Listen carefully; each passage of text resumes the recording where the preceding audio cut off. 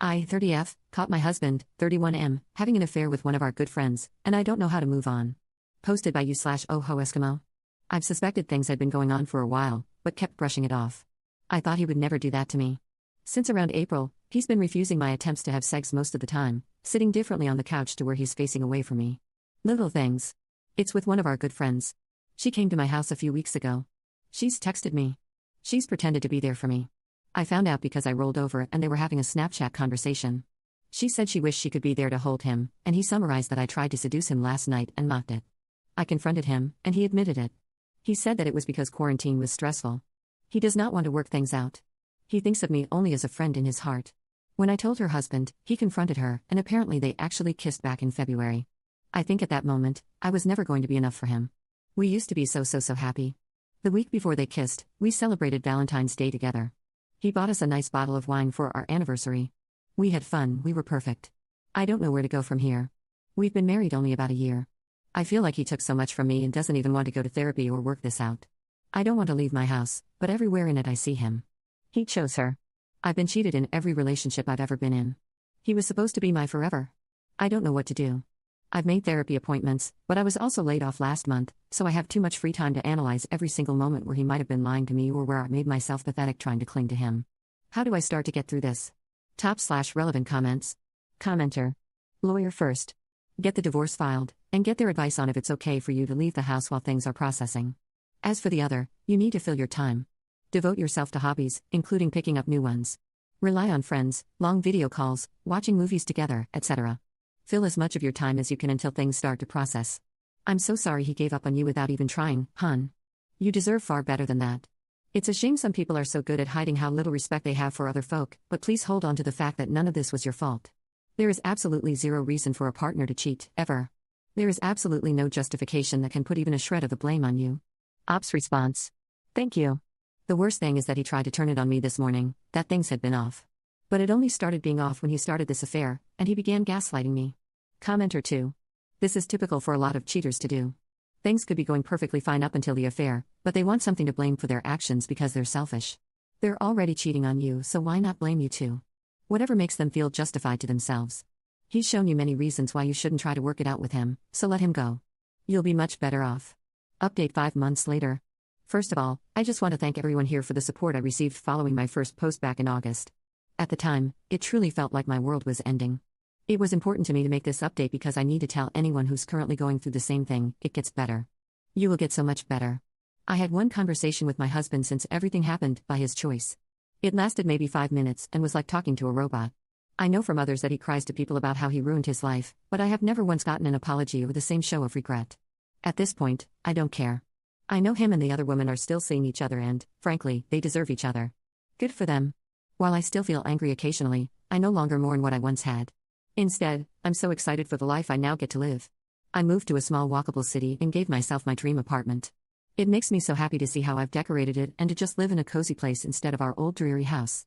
I was the breadwinner in our marriage, and he would make me feel awful about wanting to pay for nice meals or do fun things. Since moving here, I've done a ton of foodie fun stuff and don't feel guilty. It's so refreshing. I have dipped my toe into the dating pool again and had plenty of mediocre dates from dating apps. Recently, I found someone who I've really clicked with and am enjoying how appreciated and desired he's made me feel.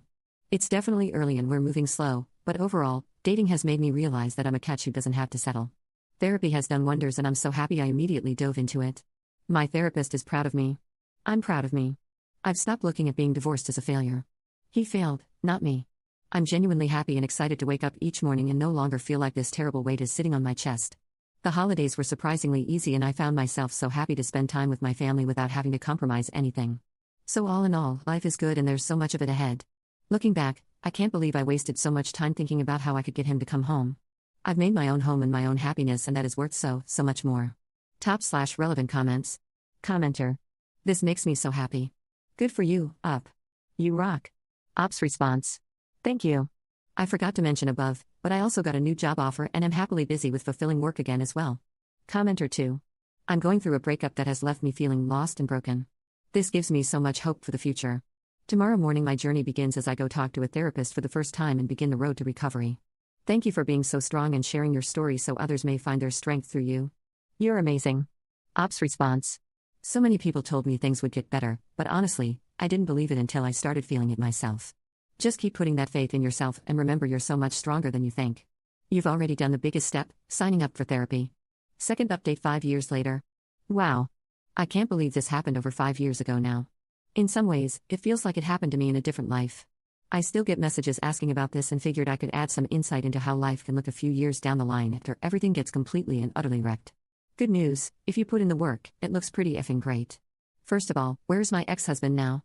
I haven't had contact with him since September of 2020 and largely don't keep track of things, but I can see that this man still follows me on Instagram and watches all of my stories. I considered blocking him, but just let it be. I think it's the petty part of me who's living a full life that's fine with rubbing it in a bit. He and the affair partner did get married after a whoopsie kid, and I'm pretty sure they had another. But they also both lost their jobs as teachers. He got her a job at his school, so she was working with an entire staff that knew they had an affair, and had to move to the middle of nowhere. Last I heard of them, the affair partner had been texting his former best friend unhinged rants about not including them in get-togethers or allowing my ex-husband to be a groomsman in his wedding. But enough about them, because they already took up way too many pages in my story. When we last left off, I think I had just moved to a new city, shout out to Richmond, Virginia, and was largely just finding myself again. I think the change of scenery was the best thing that I did for myself. I was never meant to live in the suburbs, and moving to a beautiful little city where I can walk to coffee shops, bakeries, and bookstores honestly helped my mental health as much as the therapy. I bought a house here a couple of years ago and have really settled in. Then I got my puppy, a corgi named Bilbo Baggins, who really is the true love of my life. He is the greasiest thing to happen to me and is just such a fantastic chunky guy. We go to a local dog park with a bar all the time, and he even has his own little dog social group. Kids aren't something I plan on, so he is basically my son. It hasn't all been perfect. My dad died, my best friend moved across the country, and I largely haven't really been dating much the past couple of years. Dating hasn't been a huge priority for me, and my friends say that I'm probably too picky. I say that I know what it's like to be in a marriage with someone who might love you but doesn't like you, and it's worth not settling. But while I may be single, I am fulfilled and busy. My birthday is Saturday, and I'll be spending it in Paris at a Lady Gaga concert. I saw Sabrina Carpenter in Amsterdam, Taylor Swift in Lyon, Springsteen in Edinburgh, Noah Kahn at Fenway Park. Earlier this year I was able to visit Katmai National Park and see the brown bears in the falls. I have a Dungeons & Dragons group, and a really amazing village of people I love. I would not be in this headspace if I didn't go to therapy and work out the why of me settling for this man in the first place. True story, when planning our honeymoon in New Zealand, I, of course, had to plan the entire thing despite him picking the location. He refused to do any driving, so we had to do a guided tour that left on specific dates. He pretended to not be able to get a day off of work when we needed to leave until I started crying and begging him to just ask his boss for it because literally no other flights worked. That's when he said he actually always had the day off but wanted to make sure I was actually working hard enough to choose good flights. Anyway, I chose to marry. That, and it was a lot to unpack in therapy. But I'm glad I did, because without it I don't think I'd have built this life for myself.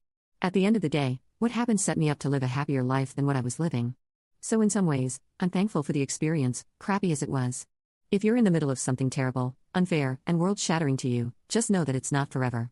While this experience has made me a bit of a believer in karma, I also know that there was a lot of work to get myself out of that big black mental hole. Sometimes it seemed that I would slide back in it, but by looking forward and figuring myself out, I eventually clawed my way out. I think you can too, and that you're worth fighting for. /relevant comments. Commenter. Just read your other posts. Jesus effing Christ, what a tool he was. If you don't mind, what did you figure out was the reason you put up with him? What did your therapist say? Ops response. A lot of it was I equated success with going through the steps of life. Getting married was just the next step, and I didn't think I could find something else. So I settled. Therapy also helped me realize the reason I kept wanting to put off having kids later and later. It's because I actually didn't want them, it's just what I thought I should do. The things he did became so normal that I just kinda started to accept them. I took on all the emotional labor. I drove 2 hours a day for my job, as the breadwinner, because he didn't want to commute or leave the town he grew up in. I made sure we saw his family for things when I found out that he would use me as an excuse to get out of stuff. Looking back, it's so obvious, but when you're in that situation, you kinda lose yourself in it. Commenter 2. Good for you. Sounds like he has regrets. Ops response. I do think he regrets how he did it, but this was the girl I was always told not to worry about, and he had feelings for her for a while. I'm sure he's probably happy, but I think he's the type of person who's also content with a mediocre life.